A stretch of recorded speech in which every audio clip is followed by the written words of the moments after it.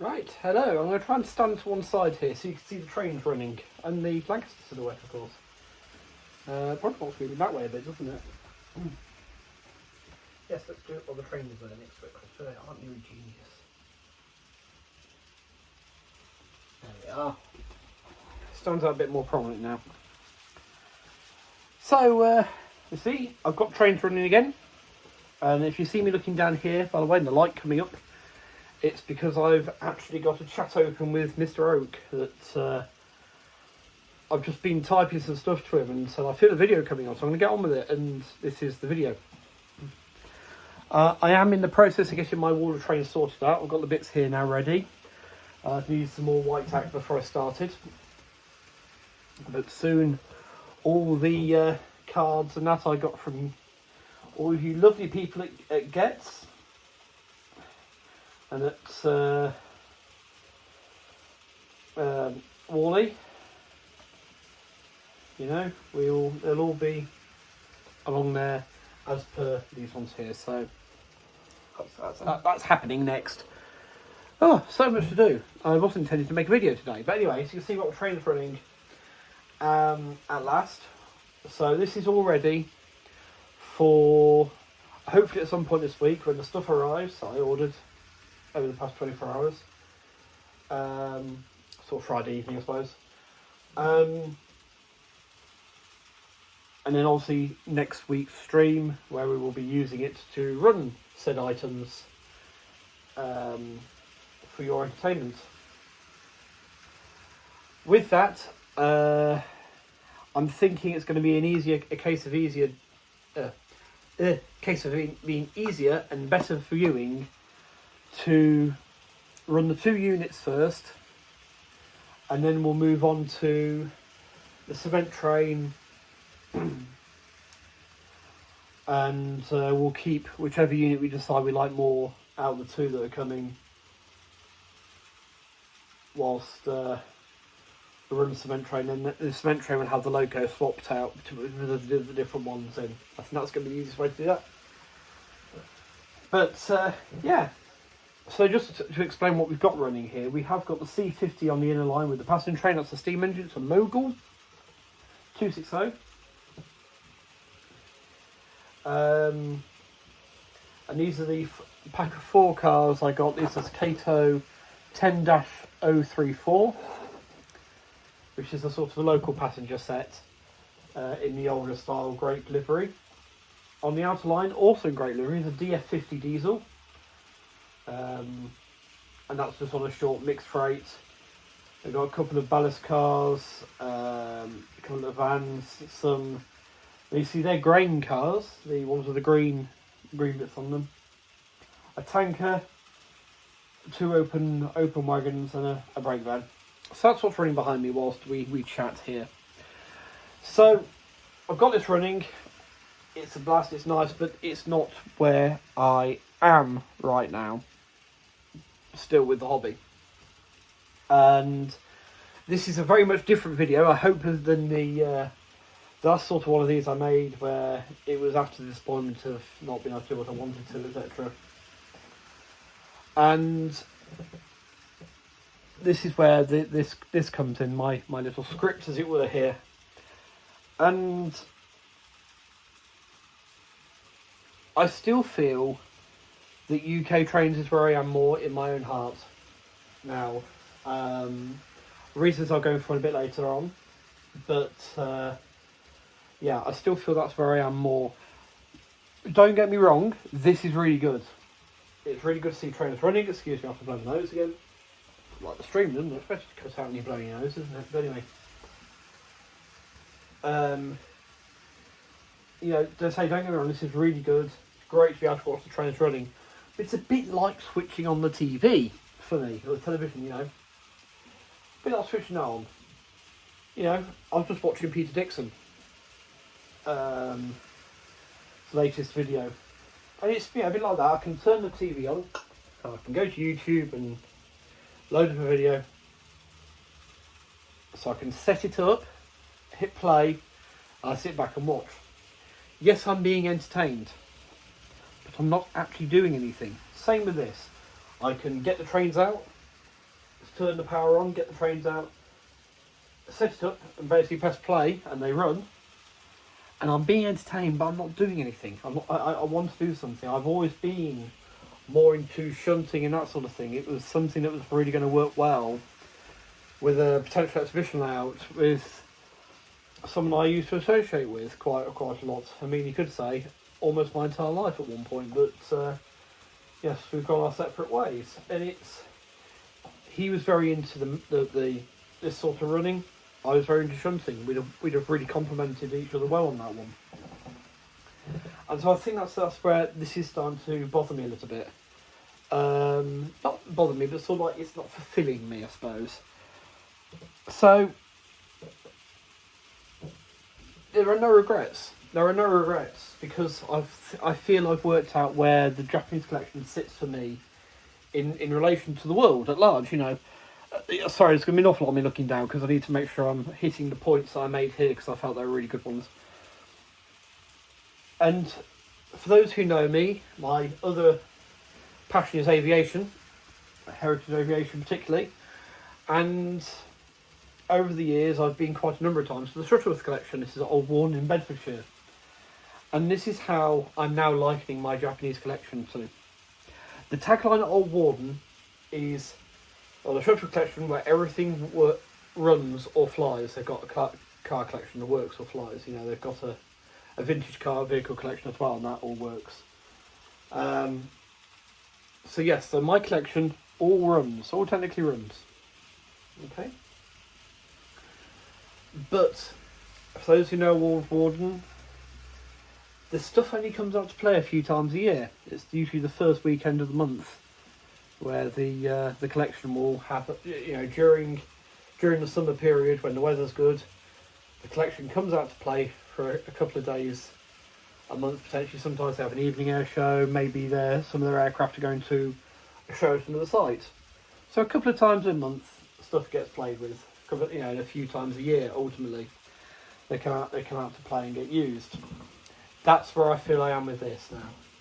It's a largely static collection. It's a collection I'm immensely proud to own, and I think really this is almost true for anyone who, in my mind now, has a large collection. This is just to make sure I'm thinking of.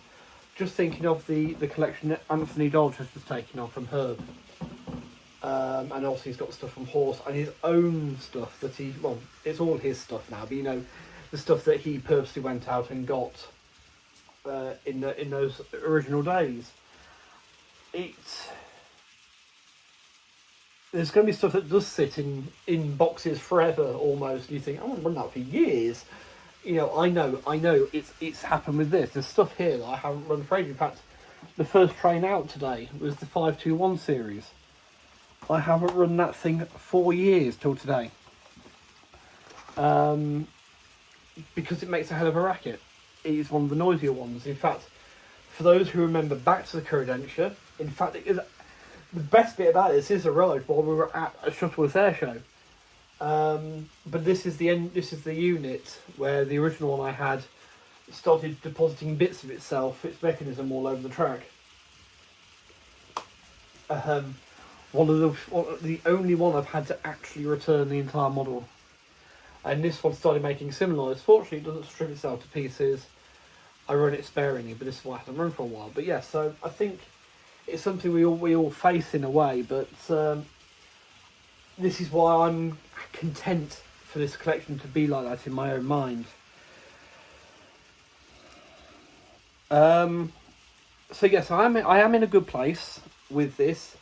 Unlike us per couple of weeks ago, and this is basically where I'm coming from now. Is I've really enjoyed this year. Obviously, going to the Severn Valley Railway, the most visited heritage railway for me. Statfold is a very close second, but the Severn Valley, you know, I've been. It's a repeat visit for me there, and I shall be renewing my my pass, so you know I can go as many times, and I intend to try and use that a little bit more as well next year. You know, go to these other events because hey, they're there. There's a model weekend, you know, I went to this year. There's other bits and pieces I can go to and enjoy myself. I've really, really enjoyed, because when I'm not diagnosed officially with anything, but I do know I hyperfocus. It's something I've known for years and years and years, is that when I start getting something, it comes my whole personality. This is why I want to be tested, because it's like, okay, people are saying this is a really big indicator of this, but, you know, yeah, so I'm just trying to get on that list. I mean, the doctor's not been too helpful there. But yeah, and that's obvious. You know, it's obvious when I started to think I was potentially at one point I thought about doing pure Japanese. You know, and on Flight Sim I started to fly pure Japanese liveries. On my Discord there's the Zeros, the F-15Js, so on and so forth, all appearing in my screenshots, because, and I'm flying in Japan. You know, it does start to take over me a little bit. So,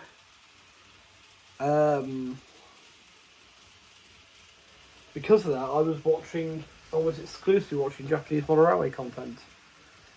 There's a few people who used to make sure I carried on watching, or try and make sure I carried on watching. But I've really, really enjoyed getting to know more of you. That today I was watching Graham at Leamington Junction, you know, talking to Brian.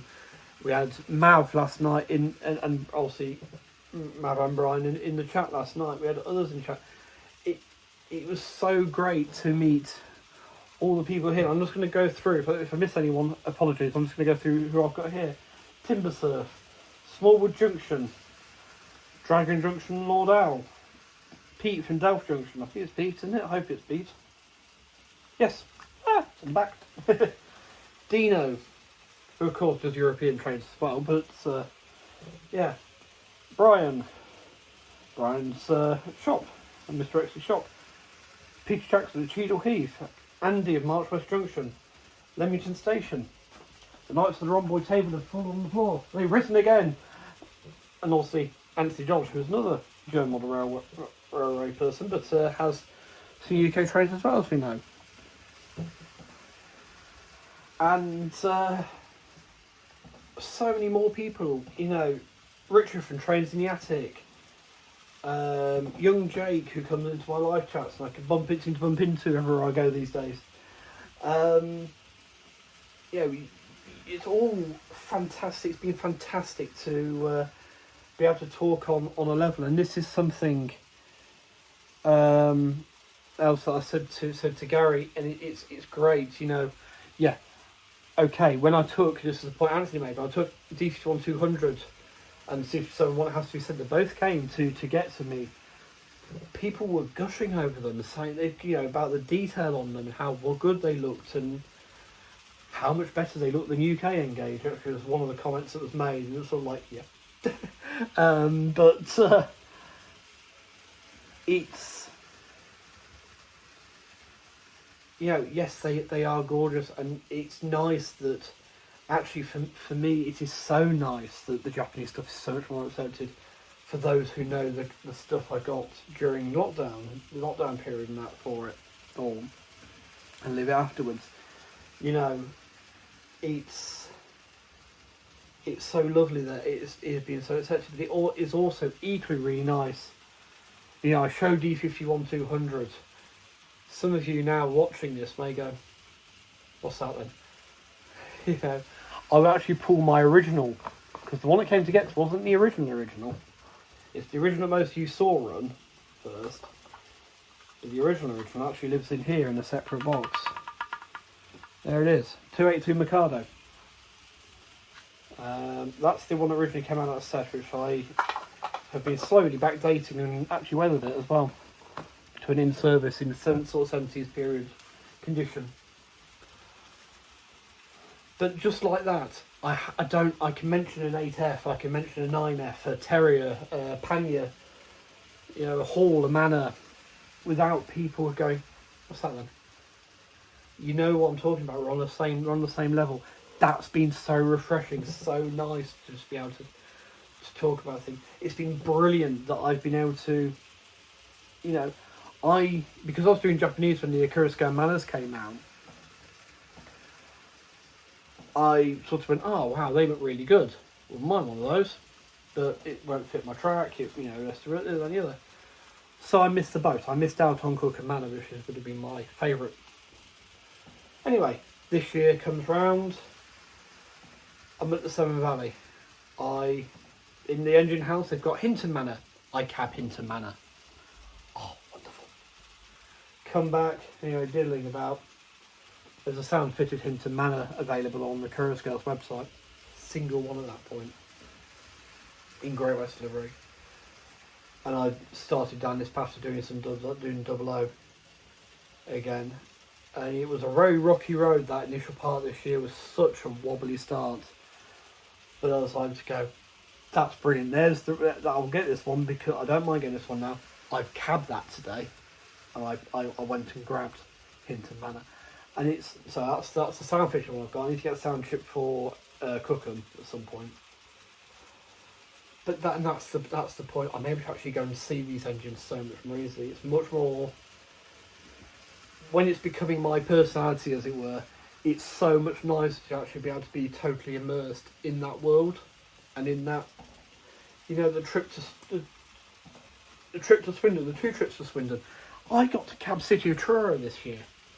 That was the best part of the Swindon Model Railway show. That for me, I was very disparaging at the time about it because it was an awful long way to go, but not a particularly great show. But I got to cab City of Truro. That made the trip worth it, was cabbing City of Truro. Unofficially, the first locomotive to 100 miles an hour. Did it do it? Didn't it do it? Who cares at this point? Who cares? Flying Scotsman did it officially. There were probably engines that did it in America, I believe, in the intervening time. But who cares whether City of Truro did or didn't do it at this point? It got it preserved. We have 2 double frame locomotives that have steamed in my lifetime. I'm very fortunate to say. Earl of Berkeley, the Duke dog that lived at the Blue Barrow, currently staying at the... now I'll get this right. This is at... It's not the Welsh Bull and Lance there. It's the other one. Yes. Name escapes me. You'll know where it is. Is it near Abergavenny? It's the one with where the steam engines were painted BR blue at one point because they were still under BR ownership. But yeah, it's up there in their new museum now. But yes, to be on the footplate of that engine with a potential claim to fame was just something else. It's like, yes, it wasn't in steam, it was in the museum, but wow. I felt like the Bishop of Welchester in the Titfall Thunderbolt, but to stand on her, having done earlier in the year when I went with my good chum Greg, we cabbed Caerphilly Castle and King George V. That was amazing enough. A king and a castle in one day, wow. But then to do City of Truro, because that's the one I said, that's what I want to do. Now they did have the 2800 open as well, and I probably should have stuck around and gone on that, but I did sort of think by this point I need to be on the road to get back to Tings and this and the other. So yeah, so it's been such an amazing experience this year, and thank you to all of you, because you've all made this possible. You've all made this possible. If I lived in Kyoto near the Railway Museum and I was able to go and see D51-200, it might be a different story. But it's not. This is what I'm working with, So it's so nice, rather than having to go a quick run over what an engine is, I can just talk about one with you. It's so good, so good. Now, where's Japanese stuff helped me in my appreciation of UK railways? Well, I used to be very much steam only. Very much steam only. Diesels were there, and it was almost like, well, which one could I use? I didn't go to diesel galas, Japanese trains, and actually the US model railroad community as well, both played their part in opening my mind just to enjoy it. If it runs on rails, it's a train, enjoy it, After draw a line at class 70s, I'm sorry, they're just, ugh, to me. But I like 68s, so there's the 88, the electric version as well. Seen those on the Trent Valley. I've got a photograph on those on the Trent Valley main line for the freight that I took. But, you know, it's all trains, let's just enjoy. And that's especially an opinion I'm trying to take more and more and more since, even to class 70, that's a joke by the way,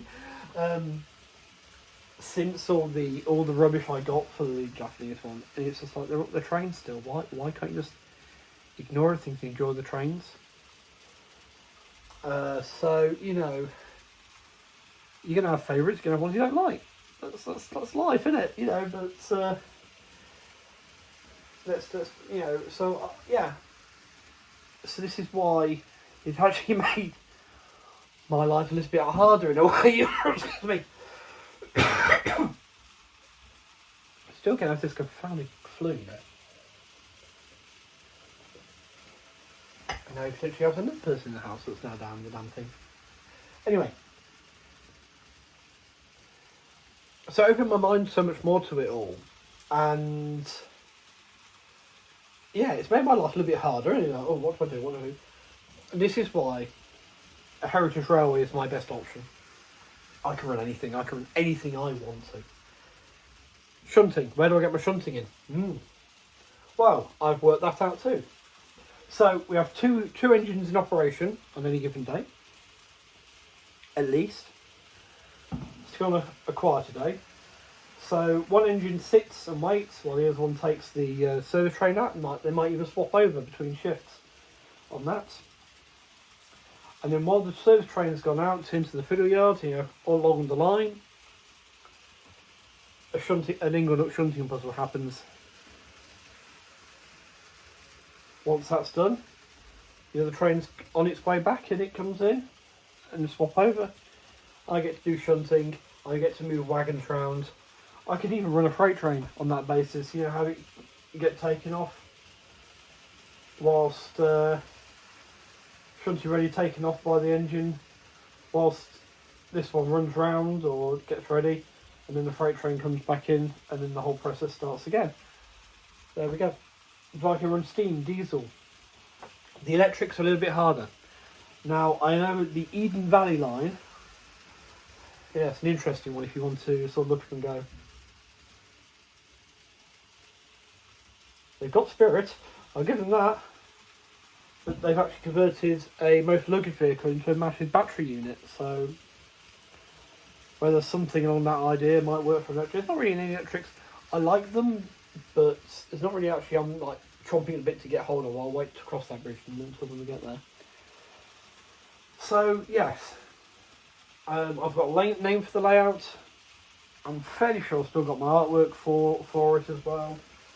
We're all basically pretty much all ready to go on that from there. But what about the Japanese? I know that's going to be a question a lot of you are going to be asking, or some of you at least.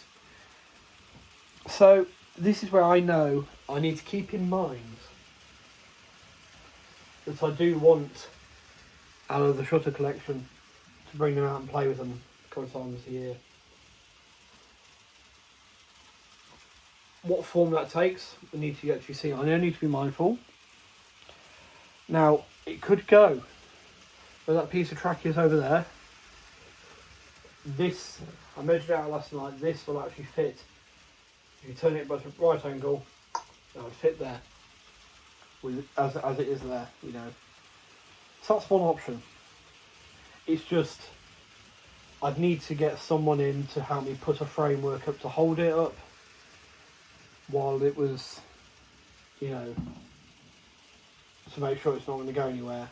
And then also the double linkers coming underneath. So that's one option. Or it's just I keep the track safe, handy.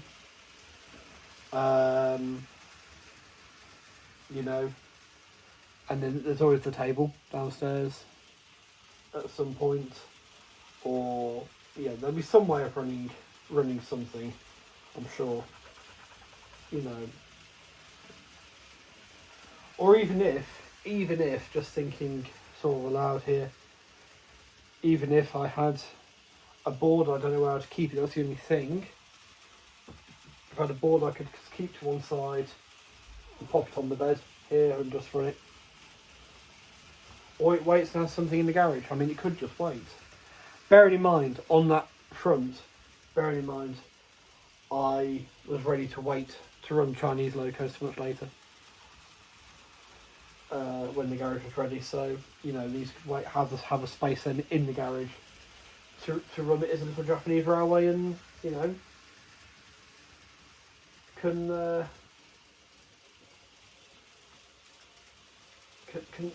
operate as that. It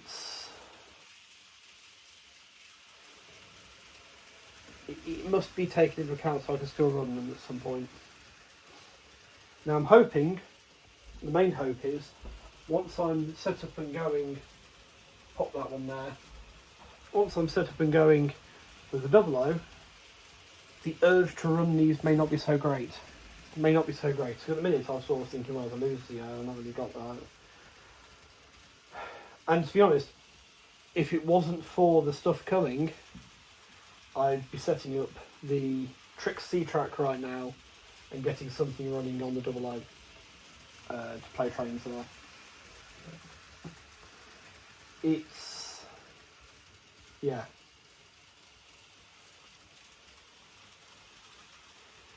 going to take so long to get that going. So until that, because I do need a DCC controller.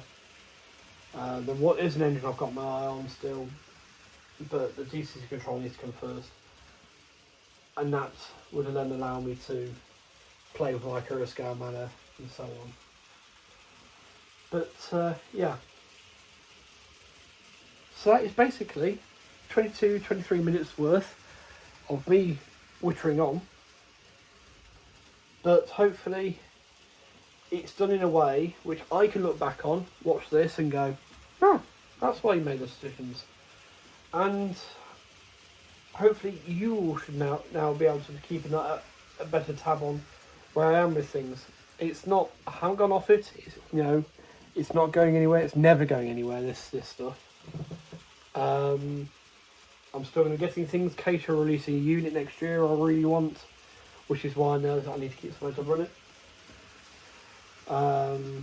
Obviously the ideal arrangement would have the double O down here and the N-gauge over there, because then I can jump between both worlds really easily and potentially have both running at the same time. But yes, so as far as the stream next week is concerned, we will have the trains running here as per this. But basically it can continue like that until they're here, and possibly even a little bit after, if it's still taking a bit of time to get everything else set up. Though I have a feeling that before the week's out I'll have got myself the DCC controller. I think I know the one to go for now. I think it is going to be that Digitrax Zephyr. I like the ease of use. I need to have a look at the power cab manual a bit again. It's a real between the two, because